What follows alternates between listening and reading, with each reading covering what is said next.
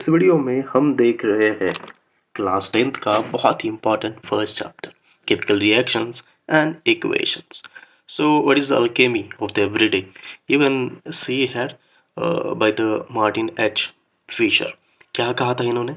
Fact is not a science as the dictionary is not a literature. है ना? तो बहुत इंपॉर्टेंट बात बोली है इन्होंने कि फैक्ट ही पूरा पूरा साइंस नहीं होता है, जैसे कि डिक्शनरी पूरा लिटरेचर नहीं है। तो एक बहुत ही बड़ा सब्जेक्ट है। जैसे कि हम इस चैप्टर में बहुत सारे reactions types as well as the changes देखेंगे। नंबर वन कि कांस्टेंट ऑफ चेंज क्या है ना।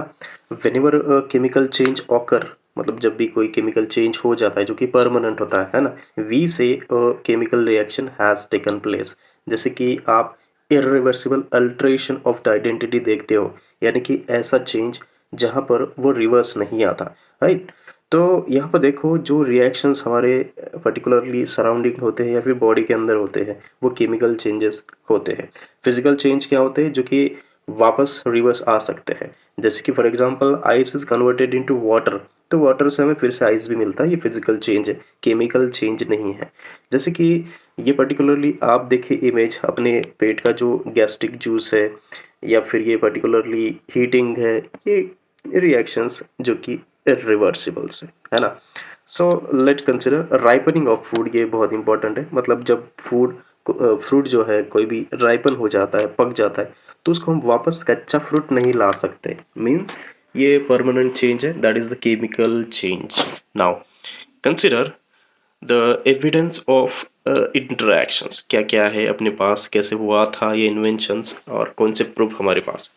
जैसे कि हम एक मैग्नीशियम की अगर एक वायर ले लें एंड उसको अगर हम जला दे with the help of oxygen, वहाँ पर ऑक्सीजन होता है, so you will get the magnesium oxide. हमें क्या मिलेगा यहाँ पर? मैग्नीशियम ऑक्साइड, कुछ इस तरह से। तो क्या हुआ? सबसे पहले तो चेंज इन स्टेट हुआ, देन चेंज इन कलर हुआ, इवोल्यूशन ऑफ गैस भी हुआ एंड चेंज इन टेम्परेचर हुआ। So these are the evidences, है ना, for sign spot of the chemical reactions. Chemical reactions होती है, देखो पूरी पूरी केमिकल रिएक्शंस कैसे चेंज होता है, एटम्स के कहाँ से कहाँ जाते हैं ये हमें पता नहीं होता है, लेकिन हम इस चार पर्टिकुलर साइन से पता चले, मतलब लेते हैं कि yes chemical chemical reaction is done, right. Now short hand of the reality, सबसे इंपॉर्टेंट सेंटेंस फॉर्म, जैसे कि magnesium burns in oxygen to form a magnesium oxide, ये सेंटेंस फॉर्म होता है। वर्ड फॉर्मेशन में, वर्ड इक्वेशन में हम कैसे लिखते हैं केमिकल रिएक्शंस को? Magnesium plus oxygen it gives magnesium oxide. अगर हम इसको स्केलेटल फॉर्मूला में लिखना चाहे, अगर फॉर्मूलीज वे में, तो हम मैग्नीशियम के लिए Mg यूज करेंगे, ऑक्सीजन के लिए O2 that is die oxygen, है ना। एंड प्रोडक्ट जो है राइट हैंड साइड के लिए वो MgO हम लिखते हैं, और बीच में जो है वो डायरेक्शन ऑफ द रिएक्शन दिखा देता है। तो ये स्केलेटल फॉर्म है, इसी को हम क्या बोलते हैं? Chemical equation. This is the skeletal equation. The mass is not at balance, मतलब यहाँ पर हमने मास बैलेंस नहीं किया है। इस साइड 2 ऑक्सीजन दिख रहे हैं लेफ्ट साइड पर, राइट हैंड पर एक ही ऑक्सीजन है ना। तो ये अनबैलेंस केमिकल इक्वेशन है। नाउ लॉ ऑफ अकाउंटिंग देखिए जरा सा, कंजर्वेशन ऑफ मास क्या है? Mass is neither created not be destroyed, this is called as conservation of mass. For example देखो आप कि Fe plus H2O it gives Fe3O4 plus H2, तो right hand side का जो मास है बैलेंसिंग वो ज़्यादा हो रहा है ना। जैसे आप यहाँ पर काउंट करोगे तो आपको नजर आएगा कि Fe लेफ्ट हैंड साइड पर एक ही है, राइट हैंड साइड पर 3 Fe है। H यानी कि हाइड्रोजन लेफ्ट हैंड साइड पर 2 है, राइट हैंड साइड पर 2 है। ऑक्सीजन एक है लेफ्ट एंड राइट पर 4 है। तो यहाँ पर क्या है कि we have to balance the number of atoms according to both sides. तो ये होता है केमिकल रिएक्शंस में, बैलेंस्ड होता है। अगर हम पर्टिकुलरली इसको बैलेंस करना चाहें तो कुछ इस तरह से हमें ये बैलेंस इक्वेशन मिलेगा the hit and trial method से। जैसे कि 3Fe plus 4H2O it gives Fe3O4 plus 4H2O। ऐसे स्टेप्स अगर हम बोले तो कुछ इस तरह से आपको एग्जाम्स में लिखना पड़ेगा।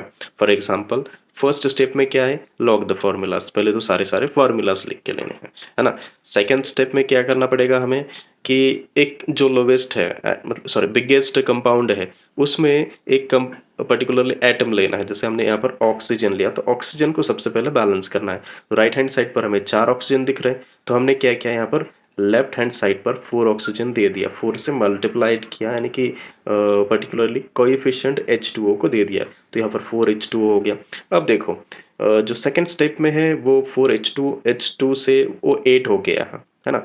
तो हमें सबसे पहले तो कोएफिशिएंट ऐड करने के बाद बैलेंस Fe को करना चाहिए। तो Fe के लिए हमने क्या किया, 3 से मल्टीप्लाई किया, तो कुछ इस तरह से हमें फाइनली हमें मिल गया अपना balanced chemical equation, right. So this is the balance. तो ये पर्टिकुलर स्टेप्स है, ये आप कुछ इस तरह से देख सकते हो, स्क्रीनशॉट ले सकते हो इस पर्टिकुलर पेज का। Now 5 archetypes of the reactions, सबसे इंपॉर्टेंट 5 केमिकल रिएक्शंस आपके बुक के अनुसार, आपके चैप्टर के अनुसार। नंबर 1 है कॉम्बिनेशन। देखो किस तरह से दिखा है यहाँ पर। कॉम्बिनेशन क्या है, A plus B it gives AB। जब अलग अलग 2 कंपोनेंट्स है, जो अलग अलग 2 सब्सटेंसेस एलिमेंट्स है, तो एक साथ आकर एक ही प्रोडक्ट तैयार करते हैं, उसको हम क्या बोलते हैं, combination reaction. What is decomposition reaction? Decomposition reaction when one compound A is decomposes into 2 और मोर कंपाउंड, जैसे A भी था और A और B सेपरेट मिल गया। डिस्प्लेसमेंट रिएक्शन कुछ इस तरह से होती है, जैसे कि ब्लू बॉल ने क्या किया कि ग्रीन वाले की प्लेस डिस्प्लेस किया, यानी कि जगह ले ली। जैसा होता है ना, 2 लड़के बैठे हैं और पिछले 2 लड़के बैठे हैं बेंच पर, तो एक आता है और एक की जगह जो डिस्प्लेस करता है ना, डिस्प्लेसमेंट। डबल मतलब दोनों भी एक दूसरे को अल्टर कर रहे हैं। फॉर एग्जांपल देखो यहाँ पर किस किस ने किस किस की जगह प्लेस किया है, जैसे कि बी की जो जगह है वो डी ने ले ली है और डी की जो जगह है वो बी ने ले ली है, तो डिस्प्लेस्ड हुआ है। रेडॉक्स रिएक्शन क्या है, जो कि ऑक्सीजन का एक्सचेंज्ड होता है। जिस रिएक्शन में ऑक्सीजन देते हैं, जिस रिएक्शन में ऑक्सीजन लेते हैं, तो उस बेसिस पर redox reaction, reduction and oxidation ऐसा होता है। Now considering the next part which is the combination of reaction. Combination of reactions देखो एक बार अच्छे से कि CaO है, यानी कि क्विक लाइम है, इसमें अगर हम वाटर ऐड करें तो अपने पास स्लेक्ट लाइम मिल जाता है, CaOH2 calcium aux hydroxide, right. तो ये पर्टिकुलर रिएक्शन क्या दर्शाता है, कॉम्बिनेशन, और इसमें हीट बाहर आता है, राइट।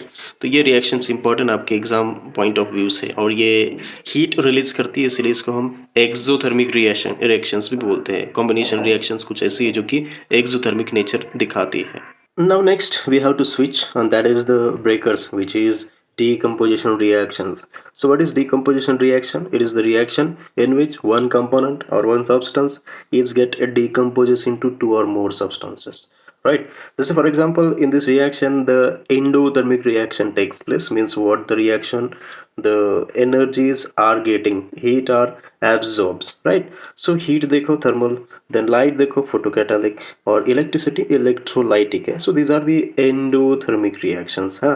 जैसे फॉर एग्जांपल नंबर 1 में Pb लिखा हमने, जो कि NO3 के साथ, यानी कि lead nitrate, so it is decomposes into PbO plus NO2 plus oxygen। अभी हमने क्या बोला था, it decomposes into 2 or more components। Similarly light में देखो AgCl को हमने क्या किया, अगर हम हीट में रखते हैं तो it will give Ag plus Cl2।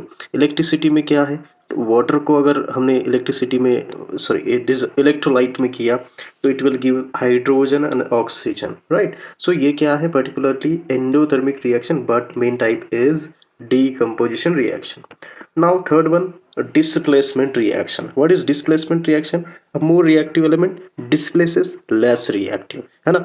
जैसे अगर ताकतवर बच्चा है वो एक बिना ताकत वाली या फिर कम ताकत वाली की जगह जो है वो ले सकता है। वैसे ही जैसे कैल्शियम ने यहाँ पर कॉपर सल्फेट अगर हम ये ब्लू कलर का लेते हैं और फिर ऐसे सल्फेट के साथ अगर रिएक्शंस कर देते हैं तो देखो यहाँ पर डिस्प्लेसमेंट कौन सा है, वीक जो है वो कॉपर है, तो कॉपर की जो जगह है वो पर्टिकुलरली कौन लेगा, यहाँ पर देखो बहुत इजी मेथड से हमने दिखाया यहाँ पर कि फेरस यहाँ पर उसकी जगह ले लेगा।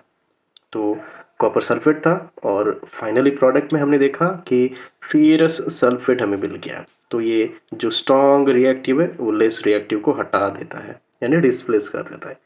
Now double displacement the exchange, पूरा पूरा एक्सचेंज हो जाता है, जो exchange of ions between reacts resulting in precipitation, PPT तैयार हो जाती है, प्रेसिपिटेशन तैयार हो जाता है, डबल डिस्प्लेसमेंट। जैसे हमने एक बीकर में Na2SO4 और बेरियम क्लोराइड या BaCl2 डालते हैं तो हमें एक प्रेसिपिटेट मिल जाता है जो कि है BaSO4 का, मतलब देख रहे हैं आप, बेरियम सल्फेट जो इनसॉल्युबल हमने यहाँ पर जो फॉग फॉर्म में मिल जाता है वो है ना। So simple. Now next one, oxidation and reduction. So what is oxidation? Gain of oxygen और loss of hydrogen is called as oxidation. And reduction क्या होता है? लॉस ऑफ ऑक्सीजन या फिर गेन ऑफ हाइड्रोजन, जिसमें ऑक्सीजन देते हैं, right, देते हैं, इसको हम रिडक्शन बोलते हैं। जिसमें ऑक्सीजन लेते हैं इसको हम क्या बोलते हैं? ऑक्सीडेशन। इसका आप अपोजिट ध्यान रख सकते हैं with the reference of hydrogen. तो जहां पर रिडक्शन क्या, देखो CuO था, यहाँ से ऑक्सीजन गायब होकर सिर्फ Cu मिला, तो ये रिएक्शन क्या है? लॉस ऑफ ऑक्सीजन यानी कि रिडक्शन। यहाँ पर H2 था, इस साइड पर हमें H2O मिल गया, तो यहाँ पर ऑक्सीजन का एडिशन हो गया, so that is gain of oxygen. इस प्रकार का रिएक्शन, इस प्रकार का हमें ये प्रोडक्ट मिल जाता है। Okay, now when both happen simultaneously it is known as redox reaction। ये ध्यान रखना आपको, where the oxidation and reduction takes simultaneously is called as redox reaction। now chemistry in the well, that is degradation, so attack by moisture or acids or watery iron rust, silver tarnishes or copper turns green, so this is called as corrosion। आप corrosion देख रहे हैं यहाँ पर। now rancidity, last term, which is important definition from your concept। now oxidation of fats or oils causing bad smell or taste, that is odorless and sorry eagerless। so prevention क्या है? nitrogen flushing, that is puffy bags or antioxidants you have to used। now considering this is the chart of summary sheet, you can notice the combination, decomposition, displacement, double displacement, and these are the some key symbols that are used for। and so last final with this universe of reaction, from rusting of a bridge to a digestion of our dinner, we are not just observers of reactions, we are the result of the them। so पूरा पूरा एक chemical reactions, chemical equations अपने पूरे ब्रह्मांड में है, अपने शरीर से लेकर रस्टिंग से लेकर पूरी जो चल रही है वो केमिकल रिएक्शंस है। सन में भी रिएक्शन चल रही है, यूनिवर्स में भी रिएक्शंस ही चल रही है। So I hope friends, if any have doubt और related query to this chapter, you have to go ahead and comment in the comment section, I will do the answers।